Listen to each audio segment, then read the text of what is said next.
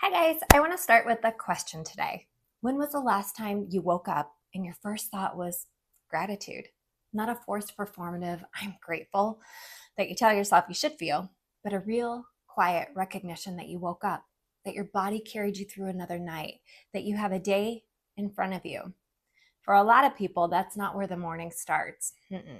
It starts with the alarm going off and the first words, either out loud or inside their own heads, being something like, ugh, I don't want to do this, or here we go again, or just a groan that says everything without saying anything at all. And look, I get it. Mornings are hard sometimes. Life is hard sometimes. I'm not standing here telling you that every day is supposed to feel like a gift wrapped in sunshine. But I've been paying attention to something lately, and I've noticed that for a lot of people, that groaning at the alarm isn't just a tired morning moment. It's a preview of how the whole day is going to go, because the negativity doesn't stop when they get out of bed. It follows them into the car, into work, into their conversations, into their relationships, into the way they see other people and the world around them. This week alone, two separate people I deeply respect said some version of the same thing to me. Everyone around me seems so negative, and I don't know what to do with it anymore. So I thought, it's time to talk about this. Not to shame anyone, not to pretend life isn't hard, but to get honest about a pattern that has quietly become the norm for so many people and what it's actually costing them. So today I want to talk you through several things, actually. I'm going to talk about what habitual negativity actually looks like, and I want you to be honest with yourself as we go, because some of it might feel uncomfortable. Not because I'm judging you, but because discomfort is usually a sign that something is true. I'm going to spend some real time on complaining because I think it deserves its own conversation. It's one of the most socially acceptable forms of negativity we have, and most of us don't even realize how much we're doing it or what it's doing to us. And I'm going to show you how this habit affects not just your own days, but the people around you more than most of us want to admit. And then I'm going to give you something concrete, real ways to see specific situations through a more grounded, truthful lens. Not toxic positivity, not pretending, real perspective shifts that actually hold up in real life.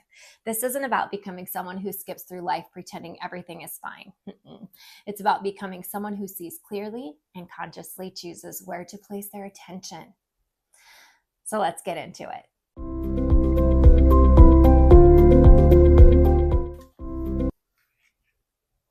Let me describe a few things and see if any of them sound familiar to you. You ask someone how their weekend was. Before they tell you a single good thing, they tell you three things that went wrong. The traffic was terrible. The weather was disappointing. Something didn't go as planned. And maybe all of that is true, but it's also the whole story they tell. You mention something you're excited about, an idea, a plan, a possibility, and the first response isn't curiosity or encouragement. It's a reason it won't work, a risk you haven't thought of, a story about someone else who tried something similar and it didn't pan out. Someone shares good news, a promotion, a new relationship, a trip they're taking, and before they even finish a sentence, someone in the room has already pivoted to a worry, a caveat, a just be careful. Or maybe it's subtler than that. Maybe it's the person who can't watch the news without a running commentary of everything that's wrong with the world. Or the one who has a complaint ready for every topic. The weather's too hot, too cold. The service was slow. People are so rude these days. Can you believe what so-and-so did? And what's interesting is that none of these people think of themselves as negative. Most of them think they're just being realistic, honest, practical. They tell you they're just telling it like it is. But there's a difference between honesty and a default setting. And when your default setting is to lead with what's wrong, to notice what's missing, to scan every situation for the problem, that's not realism. That's a habit. And like all habits, it becomes invisible after a while. You stop noticing you're doing it. And so does everyone around you, until one day someone pulls away, or a room gets quieter when you walk in, or you look at your own thoughts at the end of the day and you wonder why you feel so stinking heavy, right?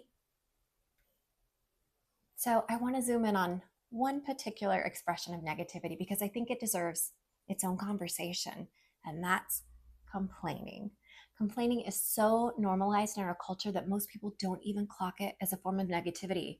It's how we bond with coworkers. It's how we fill space at family dinners. It's practically a social currency. Commiserate about the right things and people feel like you get it. You're real.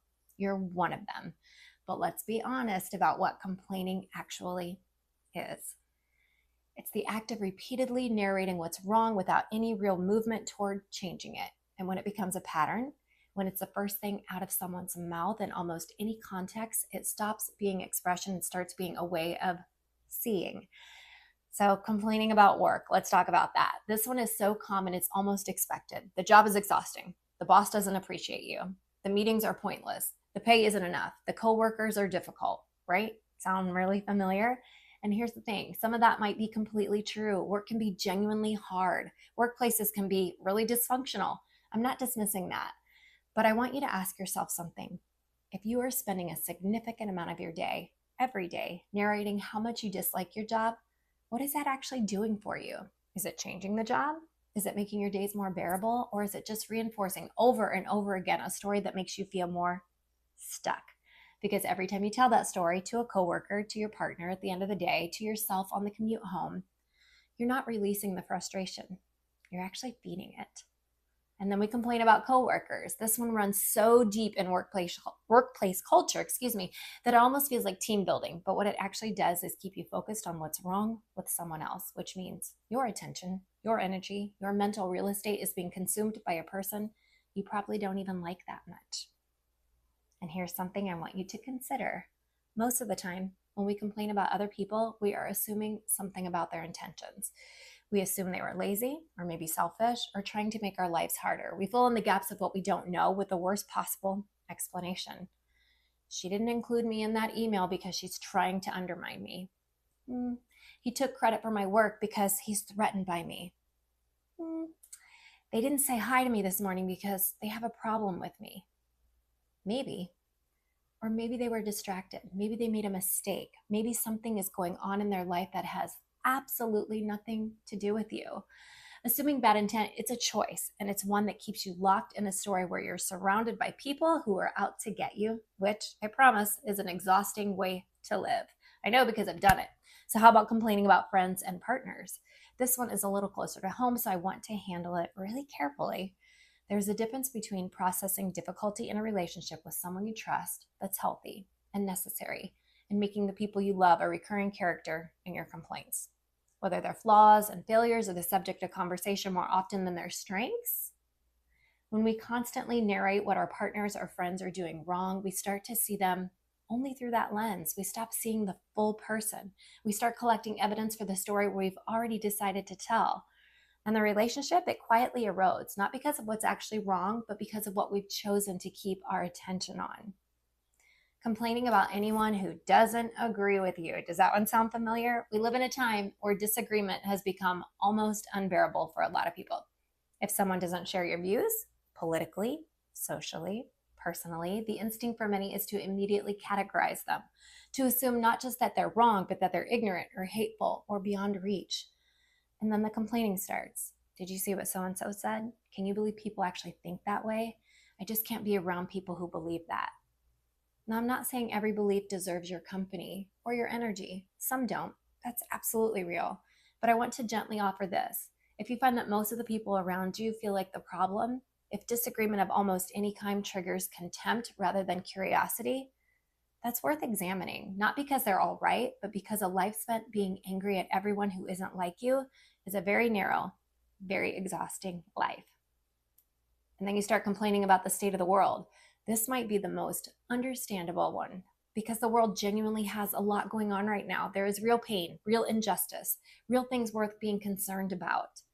But there's also a difference between being informed and being saturated. There's a difference between caring about the world and marinating in everything that's wrong with it, consuming it, discussing it, replaying it until it becomes the primary filter through which you see everything.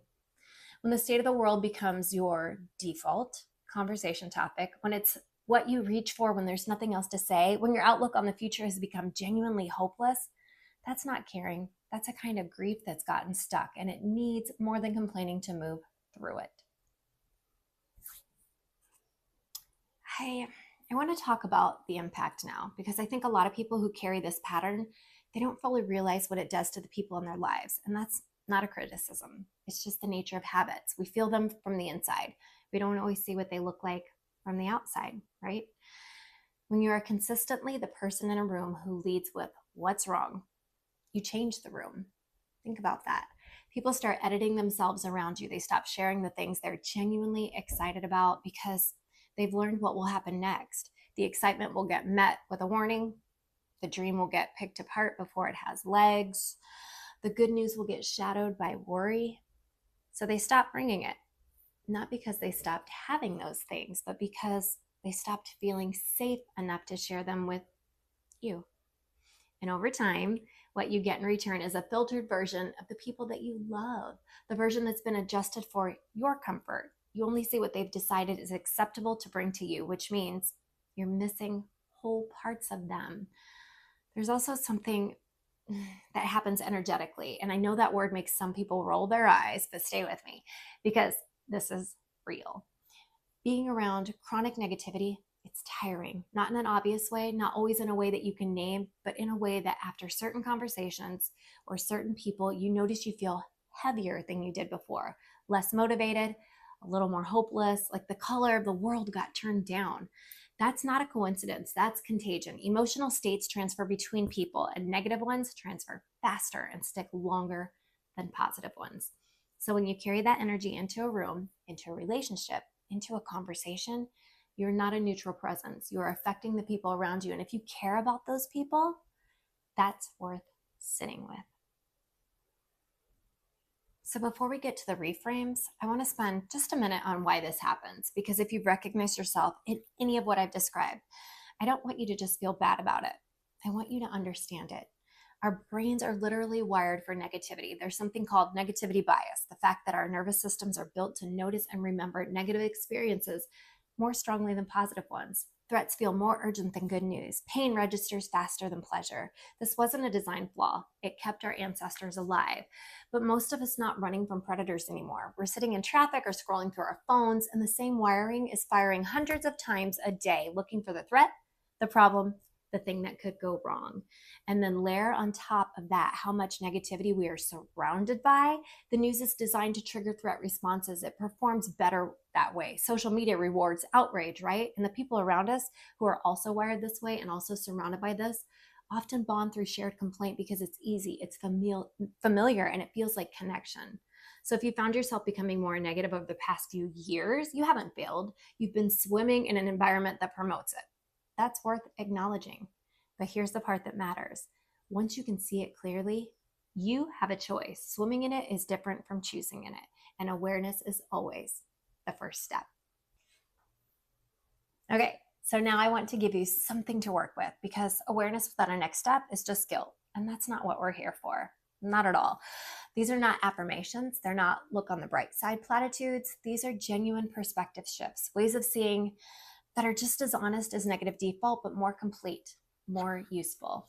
So the morning groan, right? The alarm goes off and your first instinct is dread. You don't want to get up. You don't want to go to work, right? Here's the reframe. You woke up. Your heart beat all night without you asking it to. Your lungs kept working. Your body did its job while you slept. And this morning, you opened your eyes. That is not a small thing. There are people who went to sleep last night and they didn't get that. So before the alarm becomes a grievance, let it be a moment of recognition. You're here. You get a day. That doesn't make the hard parts of your day disappear. No, but it changes what you're standing on when you face them. Work is hard and frustrating. Let's talk about that one. You don't love your job right now. Maybe you actively dislike it. That's real, and I'm not dismissing it. But the reframe isn't my job is actually great. The reframe is, what does having this job make possible? A roof, food, stability for the people you love. Maybe it funds the thing you're actually building toward. Maybe it gives you time around people who stretch you or skills you didn't expect to develop. The job is not the point. What the job enables might be. And if the answer to that is genuinely nothing, if it's not enabling anything worthwhile and you're miserable, then the real question isn't how do I complain about it less, it's what am I going to do to change it? All right, how about a coworker made a mistake that affected you? Your first instinct is to assume the worst, right? They were careless. They did it on purpose. They're trying to make your life harder. The reframe? What's the most generous explanation? Not the most naive one, but the most generous one that's still plausible. They had too much on their plate. They misunderstood. They didn't realize it would affect you. They're struggling with something that you don't know about. Most of the time, not all of the time, but most of the time, people are not out to get you. They're not. They're just living their own chaotic, distracted lives, doing their best with varying degrees of success. Okay, leading with the generous interpretation, it doesn't make you a pushover. It makes you someone who doesn't waste energy being angry at someone for a story that you made up. Okay, how about a friend or a partner does something that totally disappoints you? The instinct is to add it to the file, right? The mental folder you're keeping of all the evidence that they're unreliable or inconsiderate or not who you thought they were. Yeah, eek. The reframe, one moment is not a pattern. One action is not a character statement. And the question worth asking is, have I actually told them what I need? Or am I keeping score of unmet expectations that I never expressed? Because sometimes the person we're most frustrated with, they're not the problem. The absence of a real conversation is. All right, let's move on to the news, the world, the state of everything. This one is genuinely hard because the world is genuinely complicated right now. And I'm not asking you to look away from that. No, not at all. But the reframe is about scope. The world is large, and most of what we consume is the worst of it. It's curated, it's amplified, it's repeated. That's not a full picture, it's a feed. So ask yourself, what is actually in my reach today? What can I do, say, give, build, or create that adds something good to my immediate world? Not the whole world, just mine, because that's where your actual power lives. Not in the outrage, but in the daily choices. All right, how about when someone disagrees with you? The reactive move is contempt. The reframe is curiosity. Not how can they possibly think that, but what life experience led them here? What are they afraid of that I might not be afraid of? What do they value that I might be underestimating? You don't have to agree. You don't have to keep every person in your life, but spending your energy in contempt of everyone who sees things differently than you, it's a choice, and it's one that shrinks your world considerably. I'd like to paint a picture of what's actually available on the other side of this, because sometimes people resist this shift because they think it means becoming less authentic, less real, more performatively cheerful, right? But it doesn't. What changes is this. You stop being a passenger in your own experience, okay? You stop being something that happens to, buffeted by whatever is frustrating or disappointing or broken around you. You start being someone who engages with reality and then chooses how to respond to it. I love that. The hard things, they don't disappear, but they stop being the whole story. You start noticing things that you were filtering out, small things, a conversation that, I don't know, lifted you, a moment that was actually really beautiful, something that went right that you walked past without registering because you were too focused on what hadn't gone right. Your relationships change, not overnight, but over time. People feel safer with you. They bring you more of themselves. They stop editing, and that full, unfiltered version of the people you love, that's a gift, guys. And it becomes available when they trust that you can hold it. Okay. And perhaps most significantly, you stop spending your energy on things that cannot be changed by your attention. The complaining, the assuming the worst, the cataloging of everything wrong. It costs something. It costs time. It costs mental energy. It costs the capacity for joy. And none of it actually moves anything. Choosing your lens, it isn't naive, it's efficient. It's directing your one finite life toward what can actually be affected by your presence in it. That is what quiet confidence looks like. Not the absence of difficulty, the refusal to let difficulty be the loudest thing in the room. So here's what I want to leave you with today. If you woke up this morning and groaned at your alarm, I get it. If you've spent time this week complaining about work, about someone in your life, about the world, I'm not judging you for it. I've done all of those things.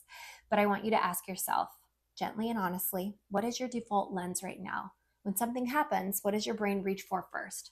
When you walk into a room, what are you scanning for? Because the answer to those questions is shaping your experience of your life more than almost anything else, more than your circumstances, more than what's actually happening around you. The lens that you're using determines the world you see, and you get to choose it. Not perfectly, not every moment, but more than you think. So start small. Tomorrow morning, when the alarm goes off, before the groan comes, take one breath and think, I'm here. I get this day. And then see what that one moment does. And then notice the next time that you're about to lead with a complaint, not to silence yourself, but to ask, is this moving anything? Is this serving me? Or is this just a reflex? And when someone around you is being difficult, pause before you assume the worst. Ask yourself what the most generous explanation might be. You don't have to perform patience you don't feel, but you might find that the generous interpretation is also the accurate one more often than you expected.